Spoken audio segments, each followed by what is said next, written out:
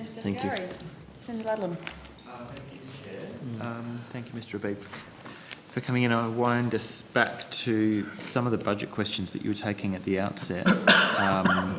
And then I just want to get a bit clear about where the new cooking channel is going to sit within your suite of channels. But with the budget question, could you just go into a little bit of detail about how you managed to it sounded as though for this financial year you've sort of clawed your budget back into balance, but then you're looking at deficit budgets into the forward estimates. We're still trying to, yeah.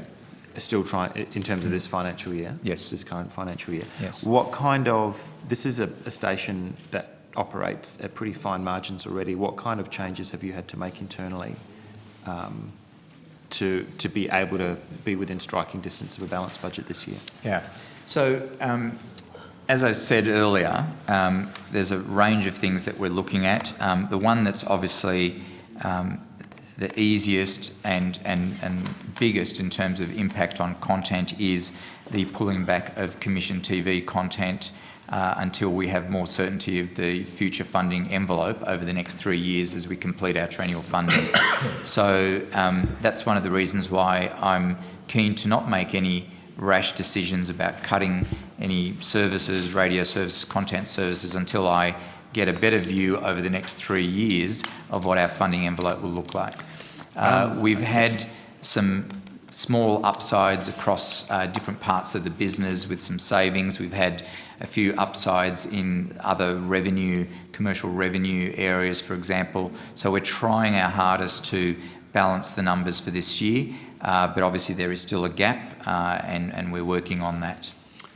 Okay. Can you just talk us through the timeline for your triennial funding submission and how that fits within the budget process overall? Yeah, so the agencies will submit to the government, I think in the next month or so, our NPPs for all our funding for the next 3-year period, and then that will be considered with the Cabinet, and I think it goes to ERC and then gets announced as part of the May budget next year. Okay.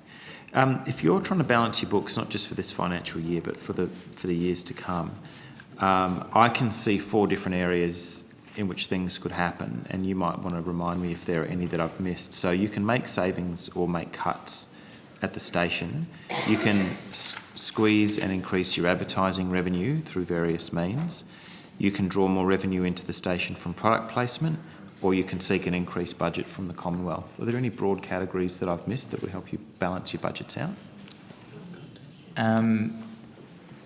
Well, I think you mentioned cut content. Did you cut services? And that's I just meant cut your budget. Yeah. I think they're the basic 4 areas, absolutely, and we're looking at all 4 of those options. All right. I'm interested, and Senator Fifield, please feel free to jump in if I stray into political territory. But I'll start with you, Mr. Abebe, as to whether you have approached the government after the Senate elected not to pass the bill a couple of months ago that would have allowed you to reschedule your advertising into peak times, whether you've gone back to the government since then and sought a reversal or a rethink of the budget cuts that forced you into that position in the first place. I think it's fair to say, Senator, I'm approaching the government all the time for extra funding, and that's just an ongoing process. And there have been discussions between the government and the managing director about the situation that they're in, and as indicated to Senator Deschiari earlier, the government is considering a range of options, but I can't really take it any further at this stage. Do the government have still to you, Senator Fifield, if I may, do the government have a plan B based on the likelihood of the Senate rejecting that legislation, which was never particularly popular?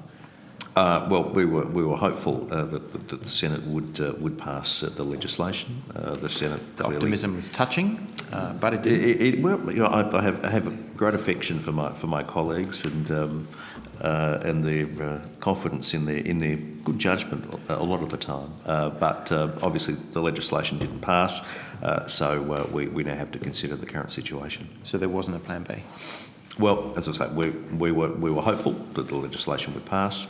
We now have to consider the current situation. Right, going forward, we've got a triennial budget submission in place, but that is, I would have thought, separate to a conversation about whether the cuts in this year's budget were actually wise before you knew whether that legislation was going to pass. So there have been conversations about reversing those cuts to at least bring the station back into surplus for this financial year. Well, there have been conversations with SBS about the current circumstance, and government is considering options.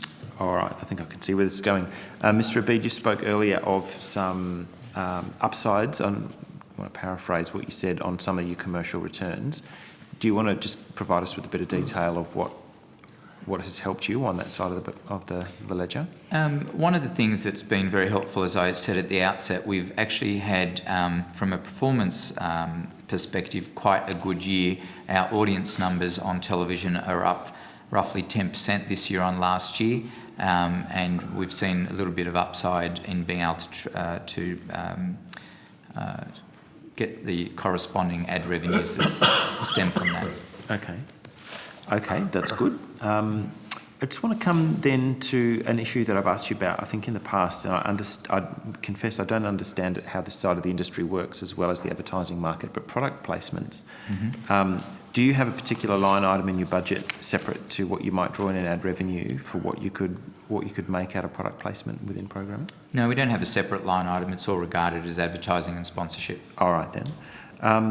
The cooking channel.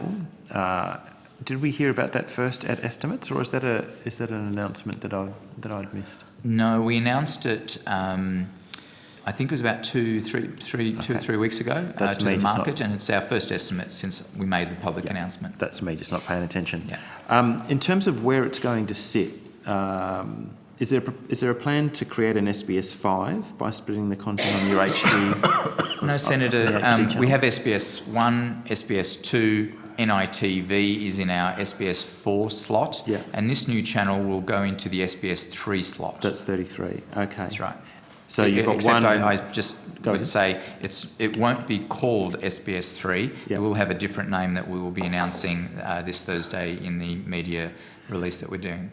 All right. And I think you'd explained to Senator Dastyari before there's no commission content on that channel in the short term. Not initially, no. Okay. What are your forecasts for advertising? And maybe I'll just cut to the chase. Is this just a channel that's been established for 24 hours of product placements, or is it not quite? No, I mean, absolutely not. And I would explain it this way: when probably 90+% of the content on that channel will be acquired content from all over the world, we don't have the opportunity to do product placement in it. So there will be zero product placement on SBS 3, so that's not a driver of why we're doing this channel. Yeah, okay.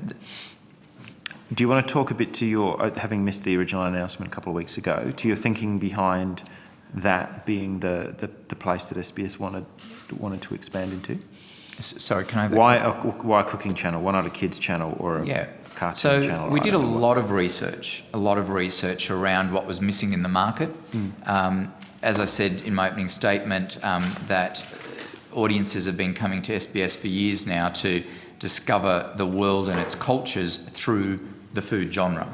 It's one of our strong genres, and this gives us an opportunity to give audiences more of what they come to us for, what we're famous for. And we believe that it's a genre in the market that certainly isn't addressed from a free-to-air perspective. There's nothing like it at the moment on free-to-air television. It's something that I think will enable Australians to, as I said, enjoy content that literally is the best content from around the world, to be able to explore cultures in different parts of the world using food as a genre and a catalyst to explore different cultures and countries. Brilliant.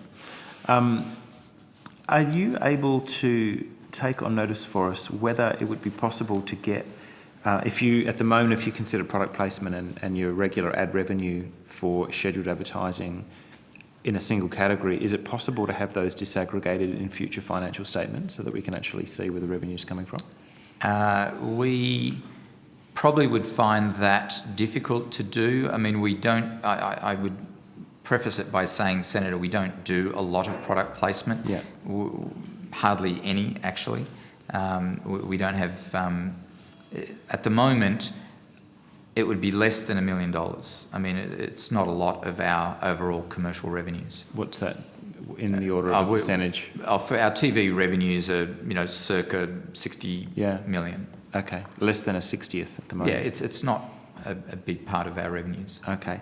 Can you tell us about the relationship? And again, that's because we don't do a lot of commissioned content ourselves. That would allow that to be a vehicle. That's right. I mean, if you were doing MasterChef, for example, you're doing, night after night of that for an entire, whatever it is now, 15, 20 weeks, you have that opportunity to do product placement. We don't have those sort of budgets. All right then. Okay. Can you just describe for us the relationship between SBS and this new channel in particular, and the Scripps Networks Interactive, who are apparently going to be supplying programming for the cooking channel? Mm-hmm. What's the nature of this entity, and what's the relationship between them and SBS? Yeah, so Scripps International is one of the world's leading lifestyle content producers. They are a very large US organisation. They're listed on the stock exchange. They're a multi-billion-dollar organisation that produces over 2,500 hours of original content each and every year from literally around the world. They have networks from South America to Northern Europe and everywhere in between. Lots of channels across Asia. And so we'll be able to tap into the content that they're making from literally around the world. Okay.